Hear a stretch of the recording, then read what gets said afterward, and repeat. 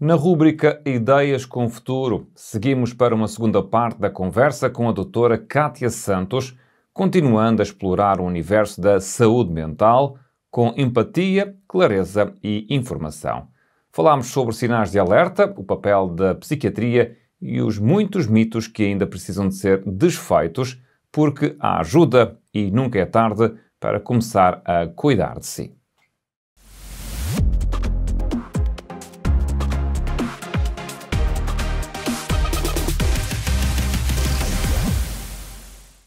Bem-vindos de volta à rúbrica Ideias com o Futuro. Estamos à conversa com a doutora Kátia Santos e nesta segunda parte vamos olhar para a saúde mental na prática. O que fazer, como começar e como realmente pode fazer a diferença no nosso bem-estar emocional. Doutora, comecemos então por algo que muitas pessoas sentem. Muitas pessoas sentem um aperto no peito ou uma ansiedade logo ao acordar. O que é que pode estar por trás destes sentimentos e o que é que as pessoas podem fazer nesses momentos? Sim, não é raro existirem pessoas que referem uma ansiedade logo ao acordar, não é? Uma sensação de estou logo inquieto, a pensar em tudo o que eu tenho para fazer hoje, amanhã, com o coração a palpitar, já muito transpirado, com dor de cabeça. Infelizmente, a ansiedade é algo que acompanha muitas pessoas logo no começo do dia. E isto realmente pode estar ligado, por exemplo, a níveis de cortisol mais elevados logo de manhã, o que significa que nós começamos amanhã logo com uma resposta ao stress, não é? Logo com o nosso sistema nervoso e o nosso sistema hormonal muito ativado no sentido de responder a uma ameaça ou a algo que está aqui a colocar-nos em causa. Esta ansiedade matinal, obviamente, deve ser olhada como. Claro que ela pode ser pontual, eu posso ter um exame naquele dia, uma avaliação, e isso não é estranho, mas e se for diário? Isso começa a ser uma coisa continuada. Isto pode ser o sinal, por exemplo, de uma perturbação de ansiedade, de um quadro mais depressivo, ou até um sinal de burnout. E, obviamente, em termos de estratégias, é importante nós olharmos para a nossa higiene do sono, por exemplo. Será que eu estou a dormir convenientemente? Será que eu estou a ter as melhores condições para este sono? O meu sono foi de qualidade? Foi interrompido? Como é que está a luminosidade do quarto? Será que eu estou a expor-me a ecrãs logo de manhã ou antes de dormir? Estes são cuidados, às vezes até muito básicos, que todos nós conhecemos, mas que é difícil de implementarmos de forma consistente no nosso dia-a-dia.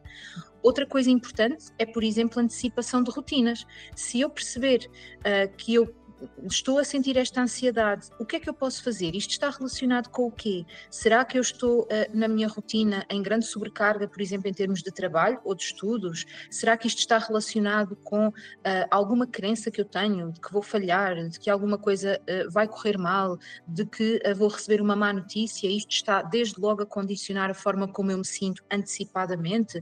Será que eu posso modificar alguma coisa no meu dia? Abrandar um bocadinho o meu ritmo, reorganizar a minha agenda para ir tendo momentos de autocuidado ao longo do dia, momentos em que eu posso descansar, posso comer de forma mais tranquila, posso ir apanhar um bocadinho de sol, posso respirar. Isto são coisas muito simples que no nosso dia-a-dia nós nos vamos esquecendo de fazer, nisto que é uma onda de produtividade a todo custo, não é? Claro que se estes sintomas persistirem, mesmo que eu esteja a tentar optimizar a minha rotina e o meu estilo de vida, então essa é a altura também de procurar ajuda em psiquiatria ou psicologia, por exemplo. E muitas pessoas às vezes confundem os dois, né? Psiquiatria e psicologia, às vezes pensam, ok, psicologia ok, mas se calhar psiquiatria é um bocado demais. Mas será que há assim muita diferença? Existe sim alguma diferença, sem dúvida. Elas não são iguais, mas complementam-se. A psiquiatria é uma especialidade médica, ou seja, estamos perante um médico que nos vai avaliar, que fez uma especialidade que se chama psiquiatria e que obviamente vai estar maioritariamente à procura de se existe uma perturbação, não é? Algo que tem aqui o limiar para ter um diagnóstico de doença e que precisa de um tratamento. Por excelência, o tratamento do psiquiatra é farmacológico, é através da prescrição de medicamentos, mas não só. Aliás, muito incompleta seria a consulta de psiquiatria se cingir apenas a isso. Muitos psiquiatras, felizmente, vão tendo, e isso já faz parte também do nosso currículo atualmente, como especialistas, de ter alguma formação psicoterapêutica e que nos permite também ter ferramentas para ajudar as pessoas, seja em termos de algumas crenças que estão também a alimentar os sintomas, sejam também alguns ajustes em termos de estilo de vida, por exemplo. A psicologia não é uma especialidade médica, o psicólogo é um técnico que fez o seu curso de psicologia, que pode obviamente depois especializar-se em alguma abordagem específica ou em áreas específicas, por exemplo, eu dedico-me à psiquiatria perinatal, mas também existe psicologia perinatal, precisamente para se dedicar a esta área da medicina reprodutiva, da área reprodutiva e também da gravidez, pós-parto e áreas complementares, mas a psicologia não vai, por exemplo, utilizar medicação, vai sim utilizar técnicas que têm por base a cognição, o comportamento da pessoa, os esquemas, não é? As crenças mais precoces que também as pessoas desenvolvem e que muitas vezes estão subjacentes ao desenvolvimento de doença e que é quase como se o psiquiatra vai tentar tratar os sintomas, o psicólogo vai tentar atenuar ou reformular ou colocar em perspectiva, escrever uma nova narrativa daquilo que é um terreno fértil para o surgimento desses sintomas. Ou seja, a psicologia pode atuar aqui não só na fase aguda, mas também de uma forma preventiva. Ou seja, há sempre maneiras de nos ajudarmos, mas algo que também atinge muitas pessoas, penso que mais mulheres, é aquela sensação de não ser capaz de gerir tudo, não ser capaz de chegar a todo lado. E é uma exigência constante para muitas pessoas e também é um dos maiores fatores de sofrimento. Como é que nós podemos lidar com este sentimento? Essa é uma sensação muito comum na maior parte das mulheres, esta sensação de ter de chegar a tudo, de ter de conseguir tudo. E é importante nós reconhecermos este custo, que é muitas vezes invisível, da sobrecarga mental. E de facto eu considero, e daquilo que eu também vou acompanhando na minha atividade clínica, que as mulheres estão muito vulneráveis a isto, porque conjugam muitas vezes o papel de trabalhadoras com o papel de mães, de mulheres, e acabam por fazer muitas vezes aquelas microtarefas que ninguém vê, que são uma lista interminável, mas que se não for feito as coisas não correm da mesma maneira. Mas claramente isto é uma sensação de um pensamento sempre pressionado, uma lista inconstante mental de que mais ninguém vai suprir, e a sensação também muitas vezes de ter que fazer isto de forma perfeita, que é aqui uma pressão que também acho que carregamos muito. E este mito da supermulher é completamente insustentável e até é perigoso, não é? Porque nos conduz a quadros de burnout, seja laboral ou até mesmo parental. E claramente é um exercício, acho eu, coletivo de muitas mulheres, o aprender a dizer não, mesmo que isso seja feito muitas vezes com culpa, o delegar, o pedir ajuda, o abrandar, como forma também de se preservar. E isto não é nada fácil, porque até é muito fomentada esta ideia de que realmente a mulher tem que ser perfeita, e perfeita em todas estas facetas da vida, e isto é muito difícil. E tem uma fatura cara mais tarde. E muitas mulheres também às vezes já estão num quadro de depressão e de burnout sem terem essa noção, não é verdade? Sem dúvida, muitas vezes é aquela percepção de eu já não tenho paciência para os meus filhos, eu já não os consigo ouvir, ou eu estou a tentar trabalhar, eu já não me concentro e também na verdade eu já não quero saber.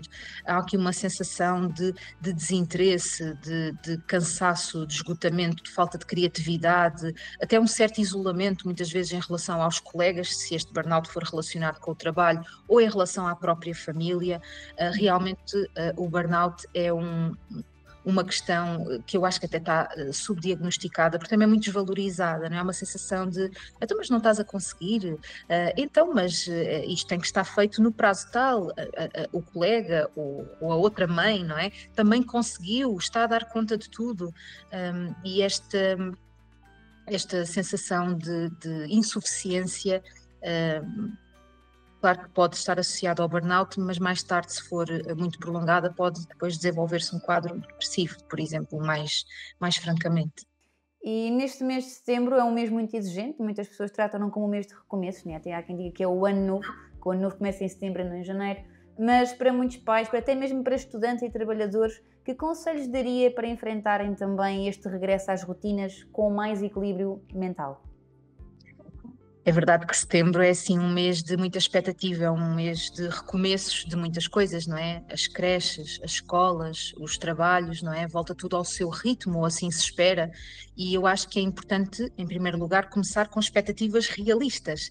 Muitas vezes pensa-se, ok, em setembro vai ser incrível, a partir daqui vamos acelerar e vamos conseguir fazer tudo. Calma, planeamento, não haver esta expectativa de conseguir suprir todas as facetas, de conseguir fazer tudo perfeito.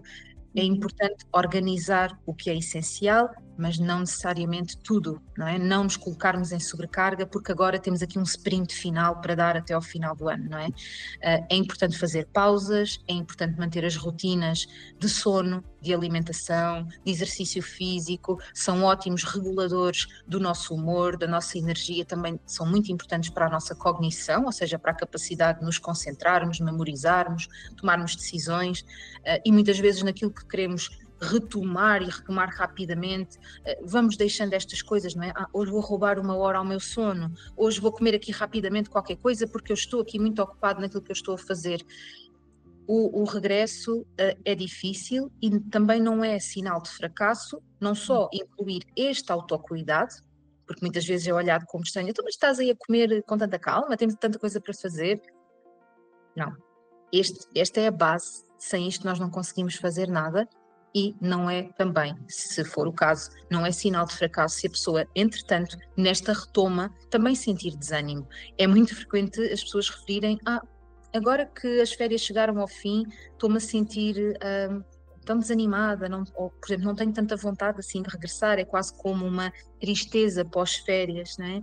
Não sentir que isso é um fracasso, não é? Ter muita autocompaixão, reforçar o autocuidado e retomar aqui com organização e de uma forma realista para não estarmos a potenciar precisamente quadros de burnout. Doutora, estamos mesmo a chegar ao final, mas para alguém que nos esteja a assistir e que possa pensar que está mesmo no seu limite, qual é a mensagem que quer deixar para quem nos assiste? Quando alguém sente que está a chegar ao limite, é porque já passou, se calhar, muito tempo, não é? É porque, se calhar, estes sintomas já estão a interferir no dia-a-dia, nas relações, no sono, no trabalho, na parentalidade. Então, esse é um dos momentos para procurar ajuda.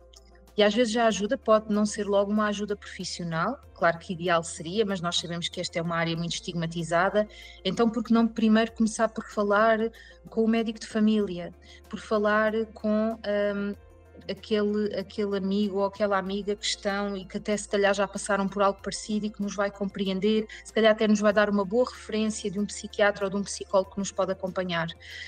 Não viver isto de uma forma solitária e idealmente procurar ajuda quando sentimos que este limite está muito perto. Não esperar bater no fundo, lá está.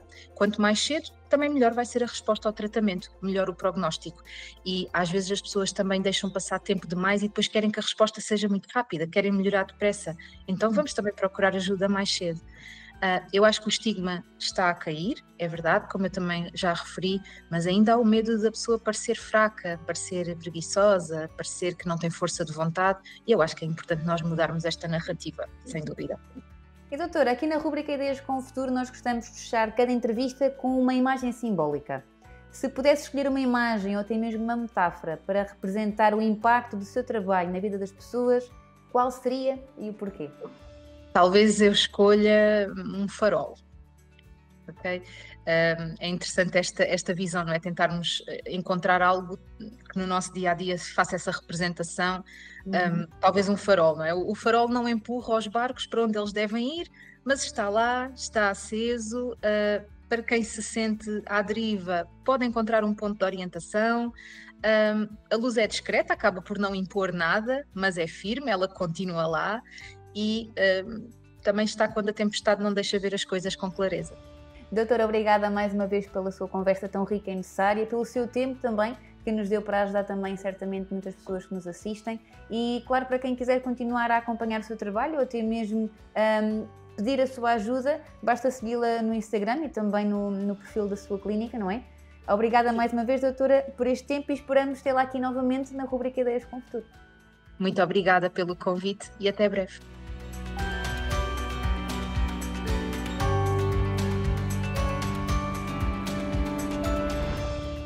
E assim chegamos ao fim de mais uma rúbrica Ideias com o Futuro.